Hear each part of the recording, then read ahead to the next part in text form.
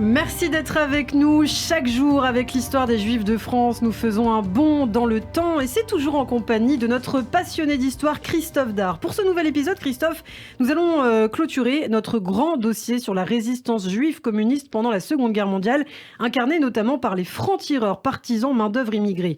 En 1943, ces unités engagées depuis plusieurs mois dans la lutte armée enchaînent les actions contre l'occupant allemand. Assassinats ciblés, déraillements de convois, jets de grenades, 92 attentats sont ciblés à mettre à l'actif des francs-tireurs partisans dans les 6 premiers mois de l'année 1943, alors que l'on ne compte qu'une soixantaine de combattants environ finalement. Il faut aussi rappeler, Christophe, que les FTP-MOI ne sont pas engagés que dans la lutte armée et de ce point de vue, la section juive joue un rôle très important. Oui, Lana, la section juive des FTP-MOI qui s'élargit aux juifs français et qui forme au printemps de l'année 43 l'Union des juifs pour la résistance et l'entraide, qui avec d'autres organisations en fait va constituer l'embryon, la future naissance de ce qui sera quelques mois plus tard le Conseil représentatif des institutions juives de France, le CRIF, qui naît en janvier 1944, mais alors dénommé à l'époque un Comité général de défense juive, le CGD, qui bien sûr est une organisation clandestine avec pour mission d'aider les juifs. La section juive qui met aussi en place dès août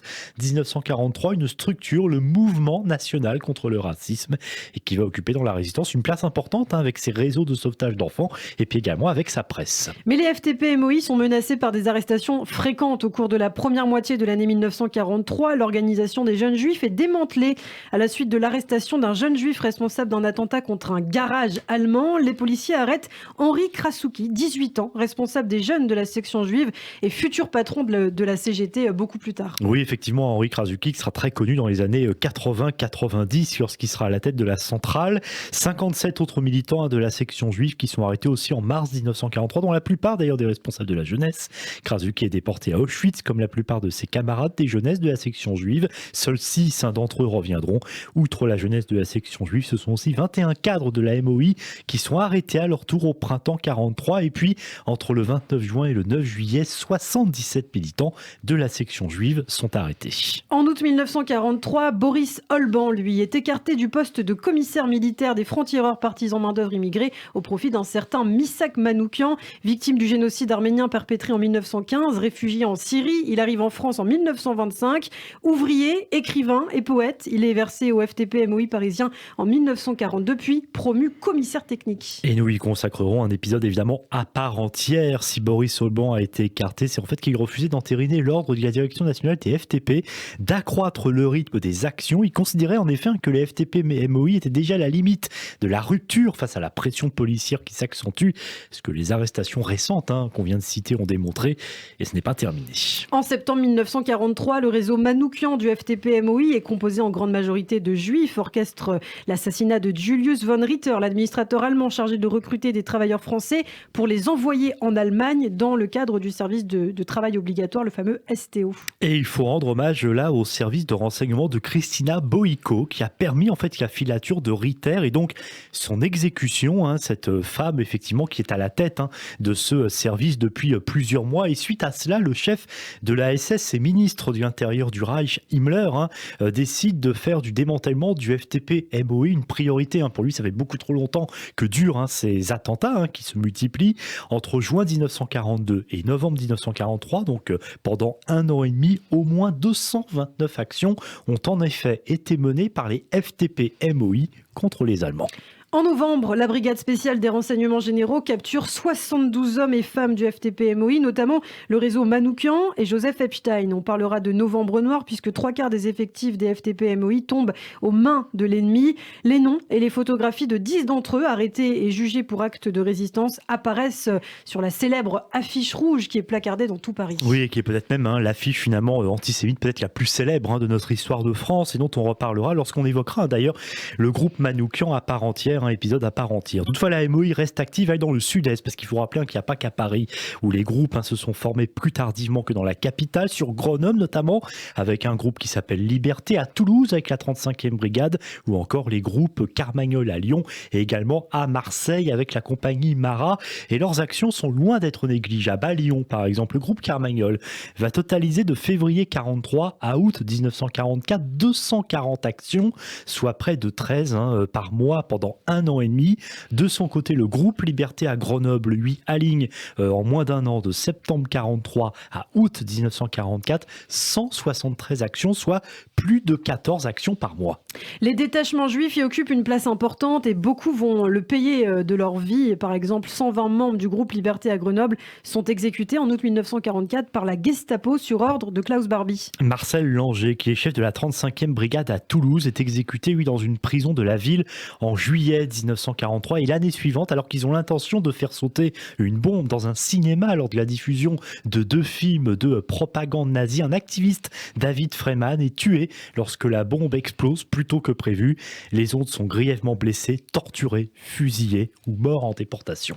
Une partie des cadres restants sont envoyés dans le nord et l'est de la France, comme Krystyna Boyko, et ils participent à l'encadrement de maquis constitués par des déportés polonais et des prisonniers soviétiques qui s'évadent en nombre important des camps, des mines, des usines ou des fermes où ils sont affectés. Certains joueront d'ailleurs un rôle important dans la libération de plusieurs villes en 1945. Et après-guerre, il est aussi important de rappeler et de souligner ce que sont devenus justement certains d'entre eux. On va voir que malheureusement, ils n'ont pas été récompensés pour leurs efforts. Par exemple, Louis Gronowski, l'un des rares donc à avoir survécu, qui, souvenez-vous, a été l'un des 3 directeurs de la MOI, retourne en Pologne. Il est intégré à la section de propagande auprès du comité central du PC, mais en raison de l'antisémitisme très fort dans son pays natal, il va revenir en France en 1968 et meurt en 1987. Entre-temps, Kavinsky meurt en 1978, puis Arthur London 8 ans plus tard, le plus connu finalement du trio à la tête de la main-d'œuvre immigrée pendant la guerre, mais pas pour ses actions pendant le conflit, mais en fait pour autre chose. Oui, il a été vice-ministre des Affaires étrangères de Tchécoslovaquie, condamné avec 13 autres cadres du Parti communiste tchécoslovaque lors de ce qu'on va appeler le procès de Prague. Imaginez-vous, ce sont quand même des gens qui ont connu la guerre, qui étaient communistes, qui reviennent dans leur pays natal et qui finalement subissent des purges et qui doivent aussi quelque part justifier que ce sont bien de vrais communistes. Et en effet, London est accusé avec les autres d'être un opposant au régime et sous la torture, il va avouer avoir conspiré contre l'État. Arthur London échappe à la peine de mort, mais il est condamné à la perpétuité.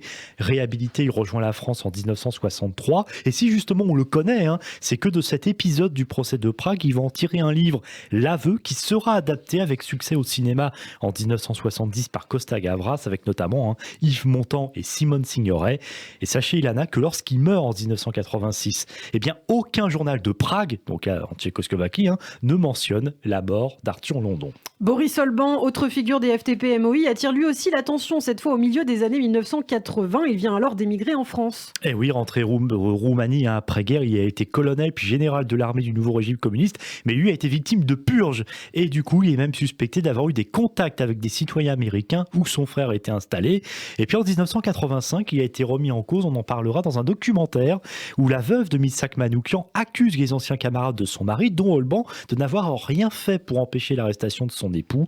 Lui-même publiera ses mémoires intitulées « Le testament » pour se disculper de cette accusation. En 2002, Krystyna Boyko meurt. Elle avait regagné la Roumanie après-guerre et travaillé dans divers ministères dans les domaines de la presse, de la communication et des relations culturelles. Elle a travaillé aussi au ministère des Affaires étrangères, a enseigné à la faculté de biologie et les sciences politiques.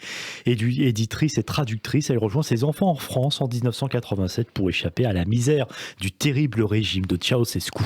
En 2004, Boris Olban meurt à son tour, puis Adam Rajski 4 ans plus tard à l'âge de 94 ans. Il est alors l'un des derniers membres des FTP-MOI, revenu en Pologne à la fin de la guerre. Il rompt, lui, avec le Parti communiste polonais à la fin des années 50. Et oui, les idéaux perdus, lui aussi n'a pas eu de chance. Soupçonné de complicité, on croit à une vengeance de Varsovie avec des agents des services secrets polonais après-guerre. Rajski est condamné en 1962 à 7 ans de prison et bénéficie d'une suspension de peine, libéré en mars 1963 puis amnistié.